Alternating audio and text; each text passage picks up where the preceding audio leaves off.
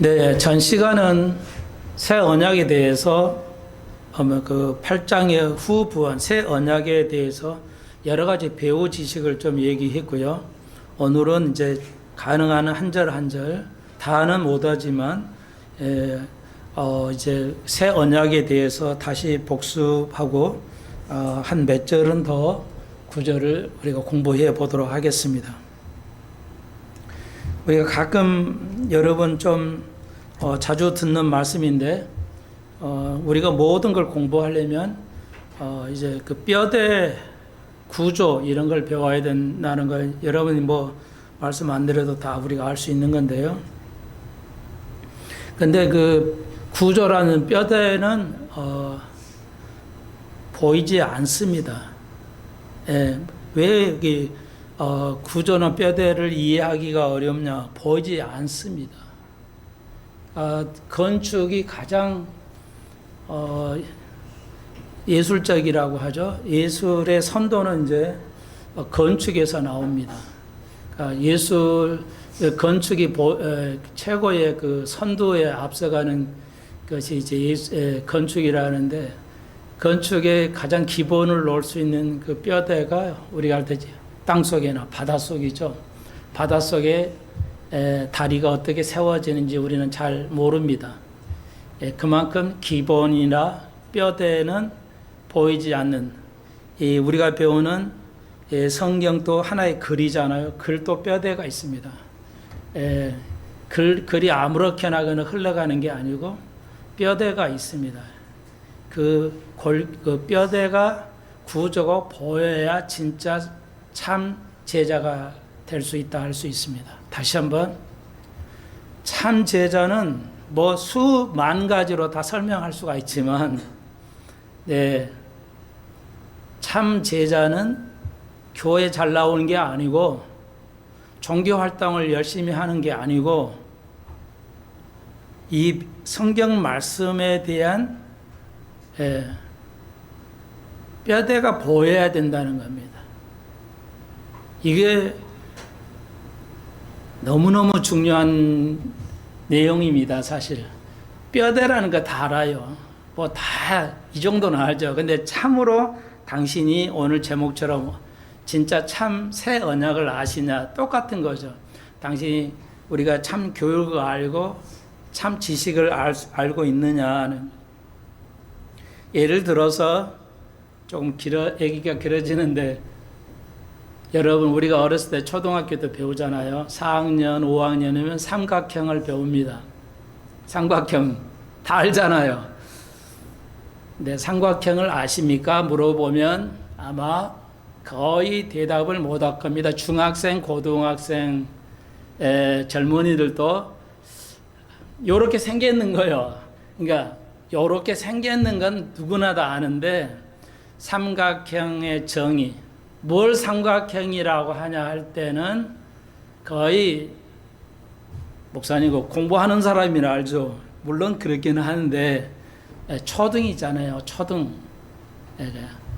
고등학생에서 배우는 게 아니라 초등학교에서 삼각형을 배우잖아요. 삼각형의 정의를 몰라요. 그러니까 그렇게 배우면 안 된다는 겁니다. 삼각형이 뭔지를 정확하게 그 뼈대를 알아야지, 그 뼈대를 공부 안 하고 대충 그냥 모양만 보고 이렇게 되면 안 된다는 걸 제가 지금 오늘 새 언약의 교육의 달에, 스승의 날의 달에 오늘 한번 살펴보고자 한다는 것이죠. 모두가 아는 상식이지만 모두가 모르고 있다는 것이 좀 아이러니한데, 조금 여러분의 생각을 좀 모아보시죠. 집중을 해보십시오. 그래서 삼각형의 정의는 두 변의 합이 한 변보다 반드시 길어야 됩니다. 그게 삼각형의 정의예요. 이건 삼각형을 알아요. 이걸 모르면 아주 어려운 시험에는 이제 문제를 못 풉니다. 다시 한번, 삼각형의 정의는 두 변의 합이 한 변의 길이보다 반드시 길어야 돼요. 그래서 어린 아이들이, 초등학교 아이들이 삼각형을 물어볼 때 이렇게 있으면 아이들이 삼각형이라고 얼뜻 모양인데, 그러니까 삼각형이라 할 수 있지만 이건 삼각형이 아닙니다. 이게 비어 있으면 삼각형이 아닙니다.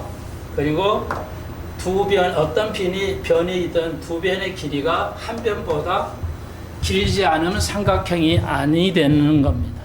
그러니까 그런 것이 보여야 돼요. 이 아이들이 뭘 배울 때라도 그게 보여야 돼요.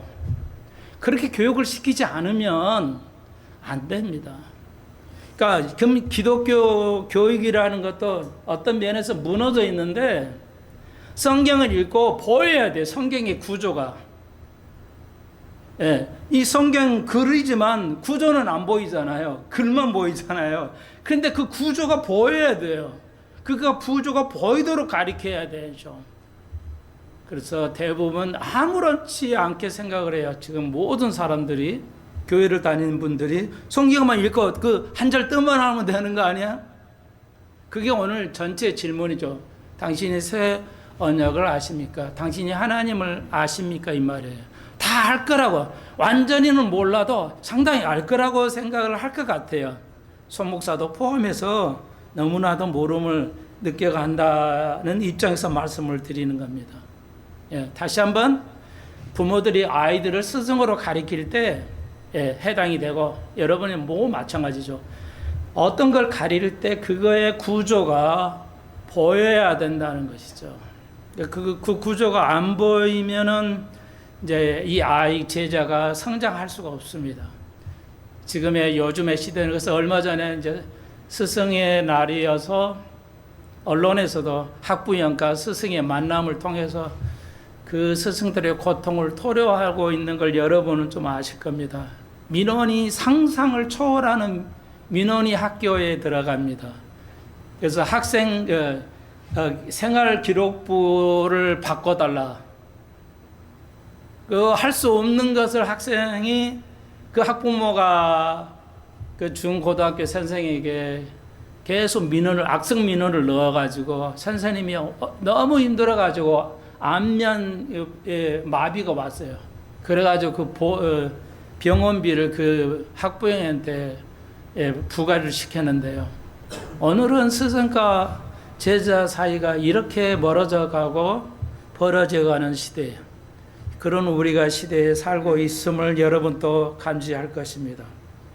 자, 그래서 오늘 좀 좁혀서 어떻게 아이들을 또 우리가 그 스승으로서 제자를 가르칠 것인가는, 한마디로 이 전체의 맥락, 글의 맥락, 구조가 보여야 한다. 그래서 전 시간에 다시 한번 말씀드려, 제목이 뭐였죠? 전 시간의 제목이 기독교는, 말씀은 쉬움과 쉽고 깊어야 된다는 거죠. 이건 없어요, 성경에. 말이 없어요. 안 보여요. 그런데 오랜 세월 동안, 그리고 잘 스승한테 배우면, 성경이 굉장히 쉽잖아요. 어린 아이들이 읽을 수 있어요. 왜? 단어가 초등학생도 읽을 수 있는 성경으로 언어를 쓰고 있어요. 모든 성경들이. 실제 헬라어도 2000년 전에 썼던 그 헬라어도 고전어가, 헬라가 그 그리스, 옛날 그리스가 두 개의 언어가 있어요. 고전 헬라어, 플라톤이나 아리스토텔레스가 이런 어마어마한 지성인들이 사용하는 언어, 클래식 헬라가 있고, 그래서 서민들 시장 바닥에서 그냥 배우지도 못한 사람이 쓰는 것을 코이네라는 거, 헬라어. 그러니까 이 성경은 코이네로 썼어요. 헬라어로 썼지. 아주 고상하고 어려운 품격 있는 그 클래식 헬라어로 쓰지를 않았어요. 그런데 오늘은 신학 박사가 넘쳐야 되고 철학 박사가 돼야 성경을 많이 안다는 고정관념이라 그 세상의 모든 것이 그걸 뒤엎지 않아요? 여러분 또 그렇잖아요. 신학 박사고 철학 박사면 성경을 많이 알겠지. 우리가 배웠죠. 성경은 그렇게 그 정도 학문으로 가려면은 깊고 어렵고 깊어야 돼요. 학문으로 가려면은 어렵고 깊어야 돼요. 근데 성경은 쉽고 깊어야 돼요. 어렵고 깊으면 그건 성경 메시지가 아니고 그걸 성경 저자들은 부패라고 봐요. 기독교의 부패라고 봐요. 제 말이 아닙니다. 예, 손 목사는 설교가 성경을 근거로 하고 있어요. 예, 그걸 아니 조금 어렵게 가르친 게 부패라고 보고 있습니다. 성경은 아주 목사의 설교가 단순해야 돼요. 너 그래서 얇으면 안 돼요. 단순하니까 얇아버린다. 그러면 뭐 맨날 듣는 얘기 이러면 곤란하죠. 성경은 두 가지에 전혀 다른 쉬우면서 깊어야 돼요. 그러니까 여러분이 그러니까 공부를 내가 성경 어려워서 못하겠다. 이건 변명의 여지가 없어요. 하나님 앞에 서면 우리가 하나님 서면 심판을 받게 되는데 그러잖아요. 상급을 지옥을 가냐 천국 가냐가 아니라 상급을 배분해야 되려면 네가 어떻게 살았니? 네 일생을 다 따져야 할 거예요. 성경 어려워서 몰랐는데요. 전혀 몰라요. 이러면 곤란하다 이게. 왜? 모두가 성경은 쉽게, 아예 깊게는 못하더라도 쉽게. 그럼 깊게는 뭐냐? 깊은 것은 적용을 많이 해야 돼요. 적용. 그러니까 하나님의 사랑 그러면 이게 수만 가지의 적용이 있어요. 이걸 다 우리가 하나하나씩 지켜가야 돼요. 믿음. 그래서 바울이 우리가 배웠잖아요. 바울이 나이가 다 이제 죽을 날이 하늘날에 가까워서 뭐라고 했어요? 내가 선한 싸움을 싸우고 좋아요. 그리고 내가 달려갈 길을 달리고 그리고 세 가지 또 하나가 뭐예요? 내가 믿음을 지켰다고 그랬어요.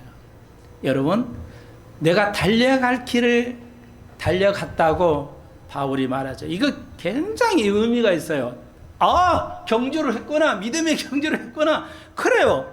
쉽잖아요. 뭐 어린애들도 이해했어요. 그러나 그걸 적용하려면 거기에 깊이가 있어야 돼요. 그걸 적용하려면 뭐예요 이제?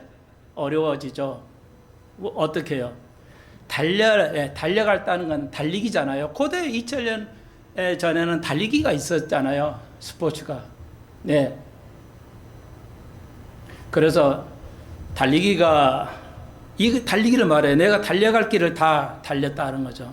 여러분, 달리기는요, 여러분 보통 또 애들이 달리기도 하는데, 다 다른 운동도 마찬가지지만 달리기가 굉장히 섬세한 운동입니다.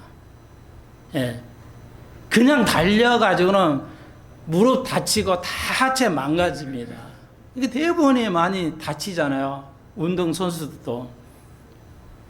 이 달리기가 마라톤은요, 굉장히 섬세한 운동입니다. 갖가지의 그 정보와 기술이 들어가지 않으면 그렇게 달릴 수가 없습니다. 상상 이상으로 섬세한 운동입니다, 여러분. 모든 운동이 그렇지만, 그러니까 운동하면 뭐 머리 안 좋아서 운동해라 그러는데 운동도 쉽지가 않아요. 그냥 열심히 달리면 된다가 아닙니다. 제가 오늘 달리기에 대해서 내가 전문가는 아니지만 그거 설명하려 해도 맨날 며칠을 설명해도 이 달리기가 쉽지 않아요. 네. 그러니까 그 말씀드렸잖아요. 젊은이는 달리고 이제 70대는 걸으셔야 돼요.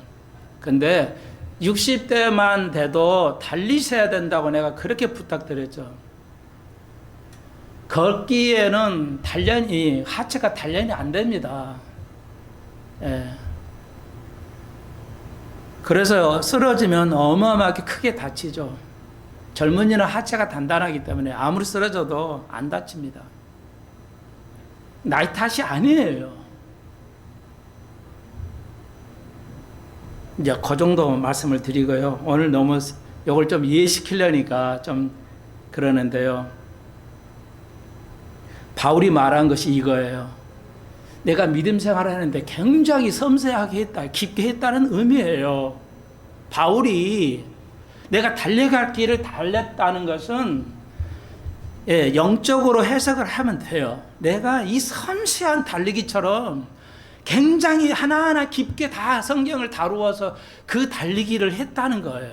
그리고 그 믿음을 그 믿음을 유지했다는 뜻이에요. 그러므로 나에게 상이 있다고 바울이 디모데 후서에서 얘기하잖아요. 이렇게 이해를 해야 돼요. 그냥 교회만 하고 기도 한번 잘 가고 가고 또 일주일 살고 와서 이라는 것이 아니에요. 신학자처럼 뭐 이렇게 설명하고 뭐 그냥 그래서 제가 누구 신학자가 어쩌니 이런 말 거의 단 한 번도 얘기 안 하잖아요. 예. 천 목사도 박사학위 같은 그따위 없어요. 가르치풀 목사님들이 한두 명은 있어요. 뭐 대학교에서 주니까 받기는 했지만 거의 뭐 없어요. 안 받아요. 박사학위 아무 소용 없다는 거죠. 예. 그래도 제가 이 깊이를 보여낸다는 게 그 총목사가 가르침이에요. 예. 뼈대가 뭐야 보여야 돼요. 예. 국어도 영어도 수학도 성경도 다 똑같아요. 이게 골격이 보여야 된다는 거죠. 이해하시겠어요? 여러분 믿음 생활은 이게 보여야 돼요. 그래서 전 시간에 다시 한번 성경의 말씀은 쉽고 깊어야 돼요. 그러니까 이 구절을 깊게 다뤄야 된다는 거죠. 예. 그러니까 어린 아이들이 배우는 것을 다 이해해야 돼요. 예. 어린 아이들도 그걸 학교에서 배운 걸 다 이해할 수 쉽게 가르쳐야 돼요. 근데 좋은 스승은 뭐야? 쉽게 가르쳐요. 이해하기 쉽게. 어렵게 가르치지 않아요. 예. 근데 대충 보면 예, 상당히 이 고등학생은 좀 어렵겠지만 상당히 많은 선생님들이 어렵게 가르쳐요. 예, 그래서 여러분에게는 좀 해당이 안 되고 젊으신 분들은 다 이해가 될겠지만 이제 가령 수학 같은 거 보면 어렵기는 하지만 쉽게 가르쳐야 되는데 어렵게 가르쳐요. 그러니까 주기함수하고 예를 들어서 주기함수랑 원점함수가 이 x의 부호의 차이 하나인데 그걸 아이들이 3등급 이걸 모르지 이렇게만 말하더라고요. 3등급 아이들 이하가 이게 보고 이게 원점 함수인지를 알지를 못한다고 그딴 소리를 하고 있어. 가서 그냥 따고 좀 때리고 싶더라고요. 아니 그것은 부호 하나의 차이예요. 부호 하나의 차이에서 제일 어려운 4점이 이게 나올 수 있는 게 원점 함수예요. 원점 대称 함수인데 그 마이너스 부호 차이에 의해서만 구분할 수 있어요. 너무너무 쉬워요. 근데 그건 안 가르치고 무조건 이건 어렵다고 이거 알 수가 없다고 가르치더라고요. 시대인재 선생인데 그분이 가르치는 게 거의 천재 수준인데 어렵게 가르치더라고요. 여러분 이해가 좀 안 되겠지만요. 성경은 쉽습니다. 그런데 왜 어렵냐? 깊이 있게 배우지를 않기 때문에 어렵습니다. 예, 쉬운 걸로 끝나면 안 돼요. 이거 깊이가 있구나. 깊이를 배워봐야 되겠지. 자, 이제 들어갑니다. 워낙 많아서 쓰지를 못해서요. 하나하나 쓰려면 시간 너무 오래 걸리고 오늘 그걸 여기서 다룰 거예요. 자, 오늘 보죠. 그래서 1장에 8장 1절에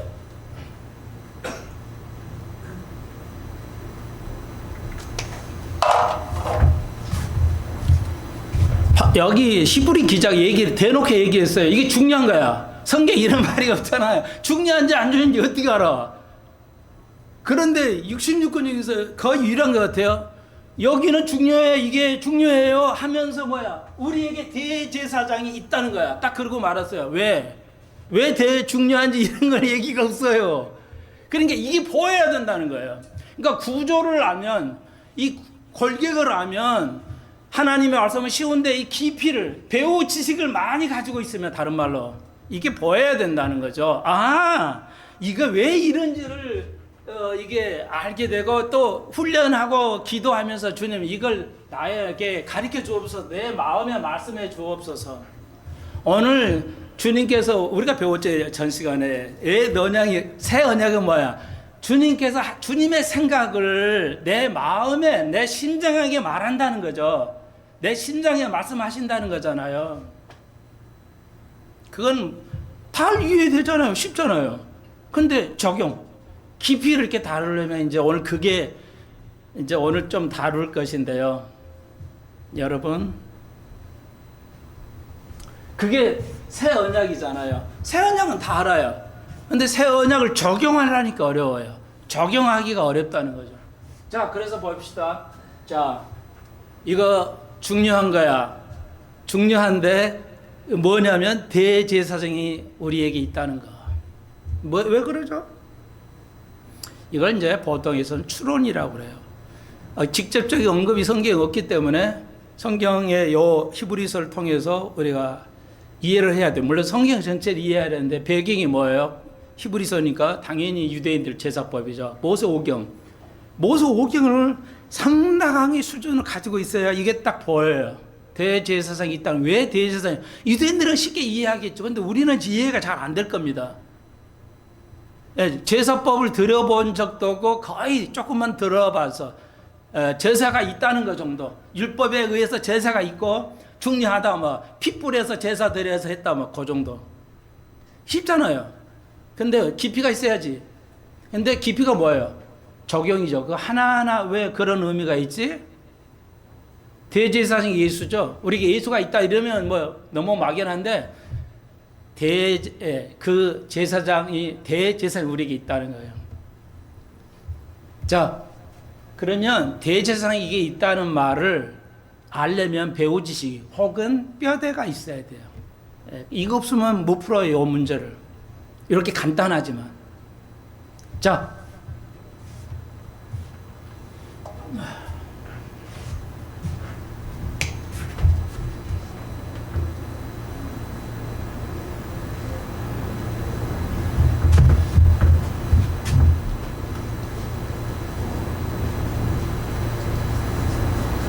저에겐 시간이 너무 없기 때문에 그리기도 아까운데 미리 그려놓으면 또 좀 그렇고 그래서요.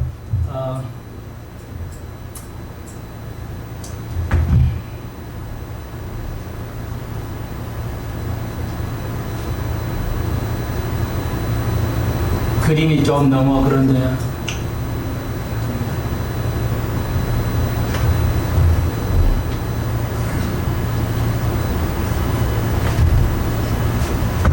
자, 이렇게 대략 이걸 우리가 성막이라고 그래요. 막으로 텐트에 쳤어요.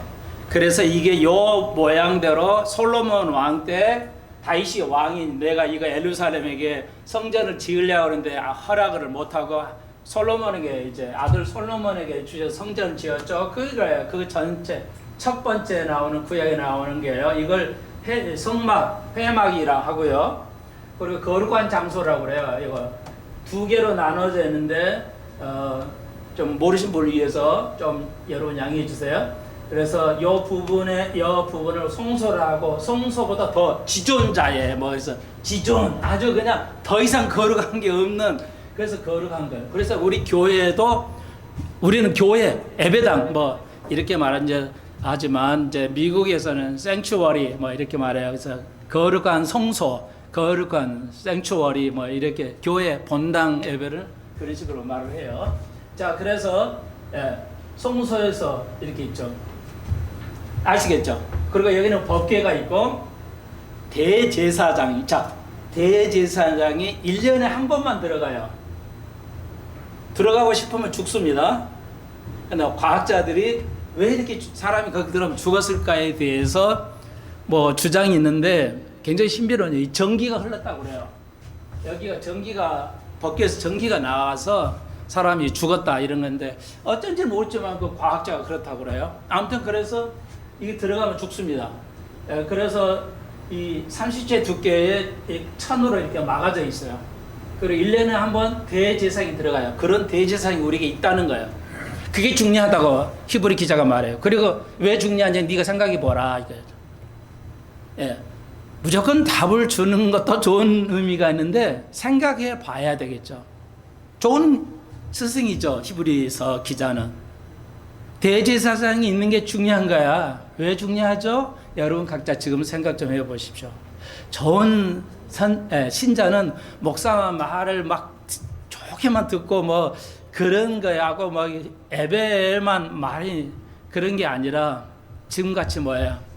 이거 성경 말씀을 아는 거야. 그래서 1년 저의 모든 얘기는 뭐였어요? 손목사의 지도 방침은 교회 표어가 뭐였어요? 하나님을 아는 거라고 그랬죠. 답을 드릴게요. 이제 여러분이 속으로 생각하셨죠? 답을 드릴게요. 대제사장이 우리에게 있다는 것은 뭐냐? 죄송해요. 한 번 더 질문할게요. 똑같은 질문이에요. 이거 제가 왜 그림을 그렸냐면, 여기는 이제 등대예요.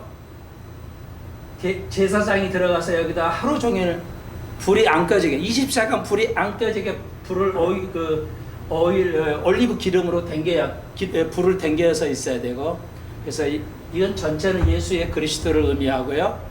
우리 모습이기도 해요. 예. 예수만 관련 있는 게 우리가 관련이 있어요. 그리고 이게 이제 향단이에요. 기도가 향이라고 그러죠. 향단이 여기 있어요. 이제 9장에서 배울 이 향인지 이 안에 있다고 말하는데 그러니까요. 기도하는 향을 피웠어요. 향. 예. 그러면 이제 향이 하늘로 올라가는 거죠. 그리고 12개의 빵이 있어요. 12지파를 영적으로 먹여야 돼요. 그러니까 요즘 현대인들은 뭐야? 진짜 제 주위에도 진짜 잘 사람들 많아요. 진짜 잘 사는 사람들. 이런 시대에 저렇게 편하게 잘 살까? 예. 병원, 어떤 가까운 사람이 병원에 입원했는데, 예, 병원비를 500만 원 내놓고, 병원비를, 친척도 아닌데 병원비를 500만 원. 상상 이상의 좋은 사람들이 많은데, 그런 사람들이 뭐가 없어요. 목사 눈에는. 예, 하나님의 입에서 나오는 말씀으로 살아야 한다는 게 없어요. 너무 안타깝죠. 12 떡상이 있어요. 그리고 물두멍이 있어요. 여기서 번제단 짐승을 태워서 물로 손 씻고요.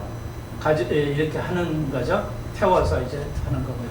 그럼 여기서 태워가지고 이제 1년에 한 번 속죄일날 가지고 들어가는 거죠, 제사장이. 그리고 여기 법궤에다가 7번 피를 뿌리는 거예요.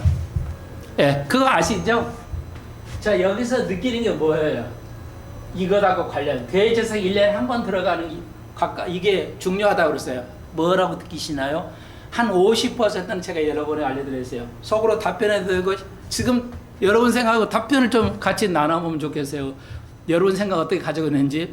예, 스승은 제자들이 개개인적으로 어느 정도 수준인지를 알아야 좋은 설교를 할 수가 있어요.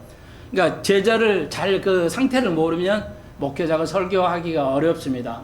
실제는. 그러니까 저에게 도움을 주셔야 돼요. 그래서 여러분이 뭐 피드백이라고 그러잖아요. 반응을 착각해 주셔야지, 이 정도면 알고는 또 이렇게 넘어가고, 모르는데, 예, 그러니까 공부 잘하는 데는 앉아있으면 지겹잖아요. 다 알고 있는데 제가 맨날 저소리 하고 있다고 그러면 지겹죠. 예.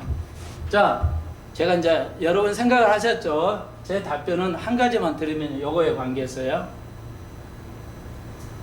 대제사장만이 하나님을 배운 거예요. 1년에 한 번 대제사장만이, 예, 그러니까 12지파의 제사장이 각기 있어요. 예, 12명씩 제자의 제사장이 거기서 뽑혀요. 대제사장이. 한 명만 있어야 돼요. 근데 1년에 한 번 들어가요. 이 말은, 중요하다는 말은, 결국은 뭐냐? 그리스도를, 하나님을 배우는 거예요. 다른 말로, 하나님을 아는 거예요. 여러분은. 지금 개신교, 그러니까 예수님 이후에 우리는 뭐냐? 하나님을 배우러 갈 수 없잖아요. 교회 온다고 뭐 그냥 교회가 제사 드리고 오는 같은 게 있습니까? 그런 거 아니에요. 그러니까 다른 말로 말하면 하나님을 아는 거예요. 하나님을 만나는 사람이 하나님을 알지, 안 만난 사람이 어떻게 알아 하나님을. 그렇잖아요. 예를 들면 다시 말해서 제목을 오늘 그렇게 새 언약을, 당신은 새 언약을 아십니까를 썼는데 그 말이에요. 주님을 가까이 가는 것이 전 성도의 소망이죠. 성도의 궁극적인 소망이 뭐예요? 돈 벌고 예수 믿고 잘고 천당 가는 게 아니고요. 오늘 그게 완전히 잘못되어 있어요. 그런 것이 아니에요. 그건 뭐예요? 내가 지성소에 어떤 사람이 여기에만 있는 사람, 어떤 사람이 여기 있는 사람, 어떤 사람이 영적으로 여기 있는 사람들이 있어요. 근데 유대인이나 성도들이 가장 바라는 뭐예요? 그분을 만나는 거예요. 그분을 만나는 거. 그래서 제사장이 있다. 예수가 대제사니까 우리가 그분 하나님을 만날 수 있어요. 모든 종교는 뭐야? 신을 만나는 거잖아요. 모든 종교가 신을 만나자는 거잖아요. 거짓이든. 이 제사를 왜 드려요? 신을 만나려고요. 기독교도 마찬가지예요. 우리가 왜 예배를 드려요? 여기만 하나님이 계신가요? 아니에요. 하나님 어디 계시죠? 모든 목사님 배우면 막 교회 와야 된다. 교회 중심으로 살아야 되고 교회 와야 하나님 만날 수 있고 이딴 소리 하는데 거의 맞는 것 같잖아요. 난 동의하지 않아요. 100%. 일리는 있어요. 그럼 하나님이 어디 계세요? 하나님 어디 가야 만나냐고. 교회도 아니라 소목사인데 당신 그럼 소목사님, 그럼 목사님 교회도 아니고 그럼 어디서 하나님 만나요? 에? 아니 지성소를 가려면 옛날에는 그 가려고 해도 아무도 못 갔어요. 제사장도 그냥 여기에서 봉사하는 사람들도 레위인, 제가 아까 말씀 잘못 수정드릴게요. 12지파가 아니라 그 레위 지파 안에서 사람이 많을 거 아니에요. 그러면 거기서 추첨해가지고 당첨되면은 여기 봉사하는 거예요. 예. 그러니까 그 당첨되기를 1년 내내 바라도 재수가 없으면 뭐야? 죄송해요. 당첨이 안 돼. 그럼 봉사할 수가 없어. 그냥 제사장이는 제사장인데. 왜 하려고 그랬을까요? 주님을 만나려고요. 신을 만나려는 거예요. 아담과 하와는 죄 있기 전에 하나님의 영광이 함께 있었어요. 그리고 타락 이후 하나님의 영광이 떠났어요. 그 예수를 때문에 우리가 하나님의 영광이, 그러니까 성경 66개 가장 하나님을 아는 책이 어떤 책이에요? 66권 중에서 하나님을 가장 아는 책이 어떤 책이에요? 66권 중에 이건 딱 정해져 있는 거 아닌데 여러분이 있지 않겠어요? 그러니까 이 장은 뭐가 중요하고 이 책은 뭐가 중요하고 다 알아야죠. 이 구절은 뭐가 중요하고. 아이들이요, 참고적으로 해서 꼭 말씀을 드려요. 인수분해 수학에서, 수학이 어려우니까 수학을 알려드리는 겁니다. 뭐 괜히 그런 얘기 아니고요. 왜 안전제곱을 배우는지를 아무도 말 안 해요. 이거 그러니까 교육이 없는 거예요. 할 줄은 아는데 완전 제곱을 왜 배우는지를 몰라요. 똑같아요. 새 언약은 뭐 좋은 거야. 왜 새 언약을 알아야 되죠? 여러분, 저는 개인적으로 요한복음이라고 생각해요. 요한복음이 하나님에 대해서 제일 많이 알 거라고. 사도 요한이. 왜요? 어떤 근거예요? 하나님이 내 안에, 내가 하나님에 있게 된다는 건 선언은 물론 바울도 하지만 요한이에요. 이 말의 의미는 아담이 죄를 짓건 이전의 의미로 가는 거예요. 이게 뭐예요? 새 언약이라고요. 새 언약은 하나님이 죄로 멀어져서 만날 수도 없고 너무너무 하나님과 나는 거리가 멀어졌는데 새 언약을 통해서 아무 조건 없이 예수 그리스도가 새 언약이 되어서 하나님과 우리가 하나님의 내 안에 내가 하나님 되어 하나가 되는 거예요. 그걸 새 언약이라고 의미해요. 그게 우리 인간의 소망이죠. 이런 삶에서 얼마나 많은 고통이 있어요. 얼마나 많은 고통이 있냐고요. 근데 네가 내 안에 내가 너 안에 단계에 가면 우리가 이런 어려움 속에 살지 않아요. 지금은 미완성으로 가고 있어요. 새 언약이 미완성으로 가고 있다고. 근데 한국교회가 너무 영적으로 어둡기 때문에 새 언약은 발짝 헌신짝지 내버리고 그냥 교회만 왔다 갔다 해. 자, 보십시오. 이해되세요? 대제사장, 새언약 다 뭐야? 내가 하나님이 내 안에 있고 내가 하나님의 그 안에 거하는 단계. 신인이 합쳐지는 거잖아요. 신인 동일체. 좀 어려운 말로 하면 하나님께 인간 동일하게 돼 하나가 되는 거예요. 뭐 여러분 아무 생각 없이 읽어요. 예수님 내 안에 오고 내가 예수 안에 있고 뭐 그런가 보다. 이걸 어떻게 설명해야 될까요?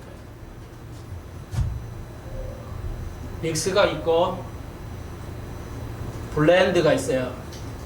영어로 가볼게요. 좀 기억에 나오는 게. 여러분 집에서 다 쓰는 게 믹서기잖아요. 삥삥삥 돌려가지고 이렇게 하는 거 믹서기라고 그러잖아요.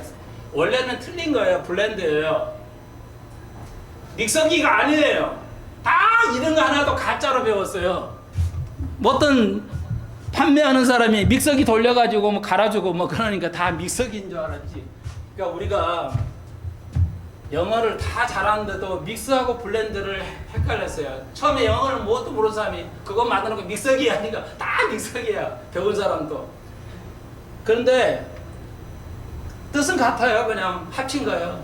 근데 블렌드는, 믹서기는 뭐냐면 샐러드 하는 거. 여러 가지를 섞어 있지만 그 반찬이나 이런 것이 다 그대로 있는 거. 가치는 있지만 자기의 그 정체가 그대로 있는 것을 믹서예요. 근데 이 돌려버리면 어때요? 하나가 되어버리잖아요. 그걸 블렌드라고 그래요. 그러니까 블렌더야. 믹서기가 아니야. 그러니까 하나님이 내 안에 계신다는 건 이 블렌딩의 의미라고요. 내가 하나님같이 하나님이 되는 거예요. 이 관계를 새 언약이야. 새 언약은 뭐 수십 가지의 관계가 있어요. 오늘 하려고 한 10가지를 써왔어요. 이거 다 하려는데 시간이 안 되니까 못 하겠는데.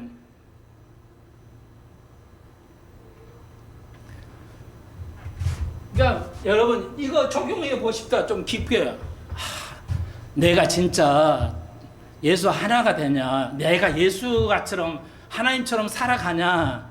믹서기처럼 예수 다닌다 하면서 표시는 나는데 진짜 하나님의 내가 동일체가 되는 삶을 살아가냐 이거야. 그게 새 언약이라고. 나는 이제 너하고 새 언약을 했는데 옛날같이 모세 율법처는 법적인 관계 말고 말이지. 법적인 관계, 제사의 법, 제사법의 관계 그런 거 말고 부부의 관계가 법적인 관계인가요? 제사의 관계인가요? 그런 거 없잖아요. 사랑의 관계잖아요. 그죠? 당신이 좀 잘못해도 그냥 사랑의 관계이기 때문에 오케이 받아들이고 허물을 덮어주고 이해하고 사랑해주는 거. 법적인 관계로 부부가 살면 얼마나 고통스러워요. 우리가 그게 새로운 관계. 구약의 모세 율법인데 너 안 지켰지? 다 죽임을 당했어. 그러나 신약에서 예수 때문에, 예수가 대제사장이기 때문에 그런 법적인 관계, 제도적인 관계가 아니라 사랑의 관계. 그리고 내 마음에 사랑을 줬잖아요. 그 마음에, 내 마음에 와서 내 마음의 법을 주셨잖아요. 내가 좀 부족해서 이해 받아들이고 그래 당신 그랬지만 좀 이해하겠어. 제자가 못하면 고통스럽고 이 제자를 위해서 고생하고 스승을 좀 더 발들고 그런 사회. 법으로 하라고 해서가 아니라 내 마음에서 하는 거. 그게 새 언약이고 그게 대제사장이 중요하다는 의미야. 대제사장이 없었으면 이렇게 우리가 그리스도와 우리가 하나님께 직접 나아갈 수 없어. 1년에 한 번밖에 못 나가. 이래가지고 어떻게 살았어 이거. 1년에 한 번 가지고 어떻게 살아. 순간순간 그리스도를 만나야 돼. 그분이 내 속에 있어. 그리고 그것이 블렌딩 된 거야. A 집사 B 집사가 하나님 같은 거 삶을 살아가는 거야.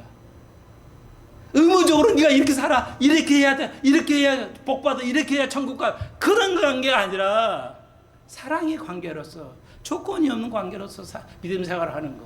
이해되시죠? 어렵지 않잖아요. 깊이는 있지만 어렵지는 않잖아요. 이해할 수 있잖아요.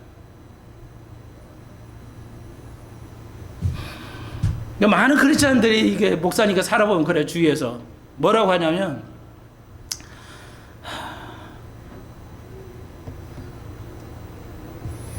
내가 남에게 예를 들어서 내가 남에게 뭐를 베풀어서 그런데 그 사람이 나에게 가령 이런 거잖아요.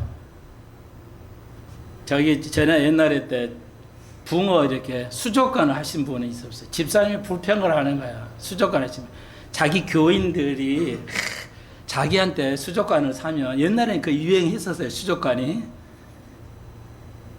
그러니까 다른 데서 사는 것보다 내가 나한테 사면 훨씬 싸게 줄 텐데 말이지. 안 산다고 막 불평하더라고요. 하나 예를 들어서 그러면 안 돼. 왜요? 교인은 그 집사님에게서 수족관을 사야 할 의무가 없잖아요.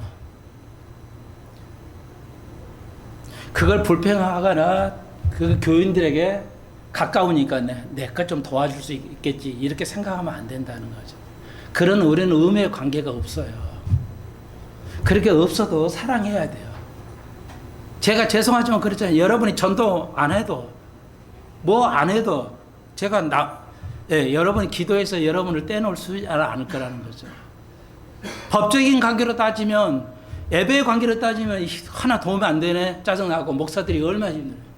그러니까 우리 권사님도 아시겠지만 조 목사님 사모님이 나한테 그러더라고요. 목회가 너무 힘들어가지고 소리 안 나는 총 있으면 그 교인을 쏴 죽여보고 싶다는 걸 나한테 얘기하더라고요.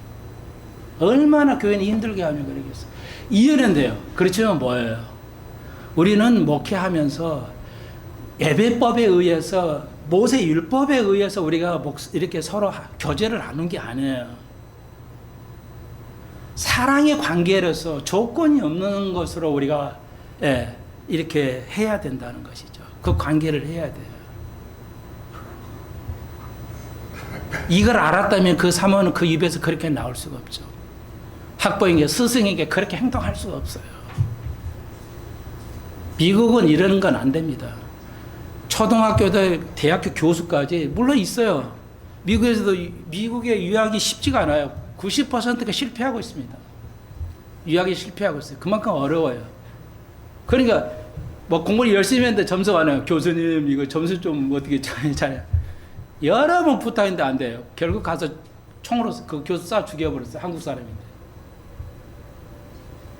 미국은요 교수의 스승이 무지하게 권위가 셉니다.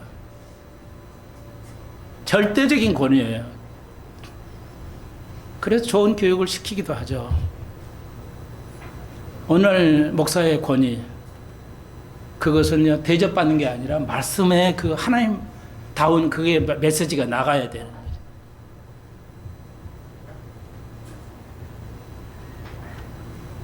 그리고 우리 이제 미국 문화는 그게 있는데 우리 문화는 이제 없는 게 또 하나 예를 들면 내가 도움을 받았으면 도움을 꼭 줘야 하잖아요. 꼭 은혜를 갚아야 되는 거 있잖아요. 내가 뭔가 은혜를 받았으면 갚아야 하잖아요. 근데 갚지 않는 문화가 있어요. 그런 것은 뭐야? 사랑이죠. 사랑이 관계죠. 내가 이만큼 했으니까 꼭 이만큼 해야 된다는 것이 아니라요. 그리고 여러분이 누구에게 지인에게 뭐가를 베풀었으면 해줬는데 왜 이렇게 안 해주지? 그리고 싸우지 말라고요. 왜? 서로 주고받는 관계, 법적인 관계로 맺어지는 거야. 새 언약은 뭐야? 사랑의 관계야. 우리가 자식을 사랑할 때 조건 없이 사랑하잖아요. 우리 아이들은 모를 거야. 여기서 굳이 얘기하자면 제가 피나게 노력합니다. 할아버지가. 피나게 노력해서 아이들을 가르쳐요. 아무 말도 안 하지만. 진짜입니다. 피눈물 나게 아무것도 못하고. 그래야 이 아이를 정확하게 차원 높게 가르쳐요. 근데 조건이 있어요? 없잖아요.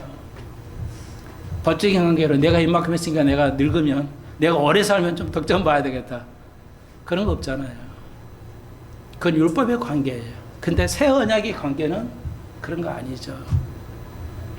내가 사랑하기 때문에 이 아이를 위해서 희생해야 되고 그런 거예요. 다 아는 거잖아요.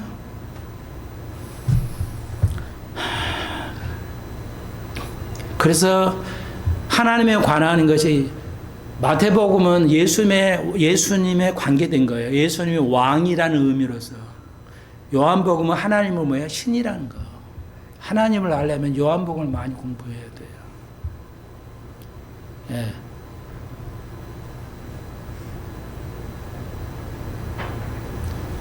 여러분, 성만찬이 그거예요. 성만찬이. 이거 먹고, 예, 떡을 떼고, 이건 나의 피와 살이죠. 내가 그분이 되는 거예요. 동일체가 되는 거예요. 교회에 오고 전도하고 기도하고 이런 거 아무 관계 없어요. 아무 관계 없어요. 그분과 나의 개인적인 관계를, 그게 개인적인 관계가 새 언약이야. 오늘 제목처럼 내가 당신이 진짜 새 언약을 알고 그 새 언약을 이해하면서 그 수만 가지 새 언약의 그 깊이를 하나하나 실천해 가십니까? 공부하는 제자가 됩니까? 그 공부를 하나하나 알아가기 갑니까? 뭐 스승인 예수님 물어보시는 거예요, 여러분에게. 나를 알아가기를 내가 가르치는 여러분이 열심히 그 적용 수만 가지 새 언약의 관계를 적용해 살아가는 겁니까? 다시 한번 성막이 뭐야? 근데 예수가 대제사장이 됐겠죠. 먼저 예수와 하나님 나와 직접적인 관계를 가져갈 수 있어요. 어떤 율법에 관계없이 우리가 죄가 부족하고 우리가 기도가 부족하고 우리가 모든 게 부족하더라도 우리가 성격이 이랬다 해도 성격이 우리가 안 좋은 성격도 가지고 있잖아요. 그렇지만 하나님은 너 성격이 이래서 나 기도 안 받아주겠어. 그럴 관계가 아니라는 거예요. 우리의 성격을 있는 그대로 받아들이신다는 거예요. 주님은. 그리고 순간순간 그분에게 나아가요. 그분이 여기 있으니까요.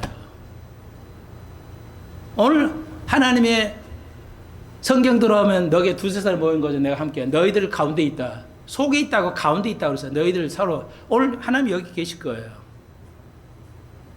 내가 막 은사가 있어서가 아니라 성경적이에요. 우리가 이렇게 모이는 곳에 하나님이 계신다고요.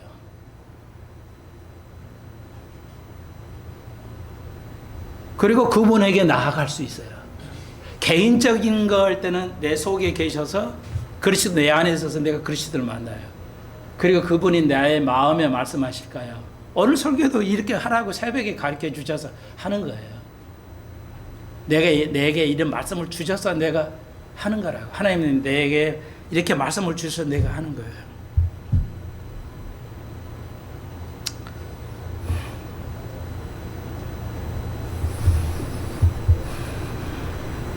이해하시겠죠? 거의 이제 빠른 속도로 말씀 다 드렸습니다. 이제 새 언약의 관계는 이런 거라고, 이런 관계. 기억해 하십시오. 주님을 만나는 거, 그리스도를 아는 거예요. 주님을 만난다는 것은 그리스도를 아는 거예요. 그리고 그분이 여러분의 마음에 말씀하실 거예요. 여러분이 부족하더라도 그분은 여러분에게 함께 하시고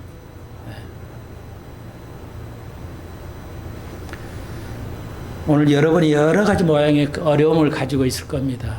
일일이 하나하나 코멘트를 할 수 없어도 하나님이 여러분 속에 있으시고 마음에 말씀하실 거예요. 그렇지만 새 언약으로 살아가기 얼마나 감사해요. 오늘 1절 하는 거 가지고 지금 이렇게 얘기했어요. 8장 1절 가지고. 결론만 짓겠어요. 그러면서 8장 1절 보이 그가 하늘에서 유영과 보좌 우편에 앉으셨다. 이걸 적용하면 다 알잖아요. 이건 모를 사람이 어디 있어요. 근데 깊이 있는 측면에서 말씀을 드리면 하늘에 보호자 있다 다 아는 얘기잖아요. 근데 깊이 있는 걸로 말씀드리면 이건 뭐예요? 우리가 휴거를 기다리죠. 하늘을 기다리잖아요. 하늘을 바라보고 사는 것이 뭐야? 우리를 온전케 해요. 저희 금방 있잖아요. 뭐 남이 뭐 한다고 막 몇백만 원 주는 사람이 있어요. 어떤 가수도 그렇다며요. 그 여자 어떤 가수도 한번 뭐 결혼식이나 뭐 하면 막 1,000만 원 내놓고 한다. 손이 큰다고 그러대요. 그렇다고 행복한 거 아니에요. 그런 것이 아니에요. 예. 그리스도를 아는 것이 복이지, 이 땅에서 막 잘 살고 그런 것만 복이 아니에요. 우리를 온전케 하는 거. 그런 사람 또 육이 보여요. 막 육이 보여. 잘 될 때는 좋아하고 안 줄 때는 막 사람들 욕하고 그래요. 너무 육적이야. 내 눈에 보면 너무 육적이야. 돈을 그렇게 여유 있게 가지고 있어도. 그런데요, 우리가 이 땅에서, 우리가 직장에서 배웠잖아요. 온전해 가라. 6장에서 뭐라고 그랬어요?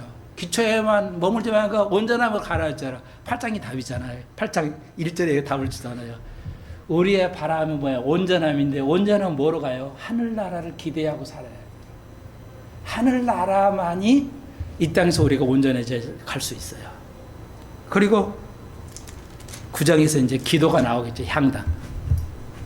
예, 구약에서는 이게 향단이 박혀 있는데, 여기 히브리서는 이게 향단이 안에 있어요.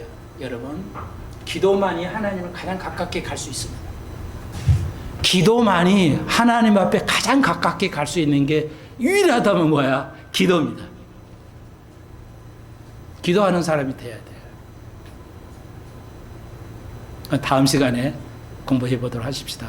아무쪼록 여러분도 모든 공부하는 것이 골격이 구조가 보이고 보일 줄 알고, 그 보여야 해석을 할 수 있기 때문에 여러분이 가르치는 모든 제자들에게 그렇게 볼 수 있도록 가르치기를 주의 이름으로 축원드립니다. 기도드립시다. 주님 감사합니다. 새 언약으로 살아가기 때문에 우리가 이 모습, 성질 더러운 이 모습을 주님 받아드시는 걸 너무 감사합니다.